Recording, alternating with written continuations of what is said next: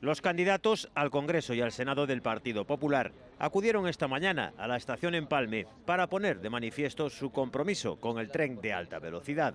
Acompañados del alcalde de la ciudad, Jesús Vázquez, recalcaron la inversión realizada hasta ahora y esperan que los plazos comprometidos se cumplan. Nos comprometemos muy claramente a seguir traballando desde o Senado, desde o Congreso, para seguir impulsando o remate das obras entre Pedralba de la Pradería, entre Sanabria e Ourense. Neste momento as obras se están executando con firmeza, as empresas adjudicatarias e o DIF están facendo e traballando ben, os grandes viaductos como o das Teixeiras en Laza están medrando día a día, estamos facendo tamén o ramal de conexión provisional desde Taboadela ata Ourense.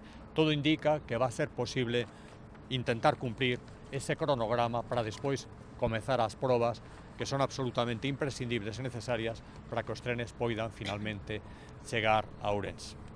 También recalcaron su compromiso con que se cumplan los plazos de la variante exterior. Comprometemos e seguimos reiterando que estamos traballando e traballaremos para conseguir a variante exterior de Ourense. O ramal de nova construción que é imprescindible para que toda a liña tenga as plenas condicións de alta velocidade.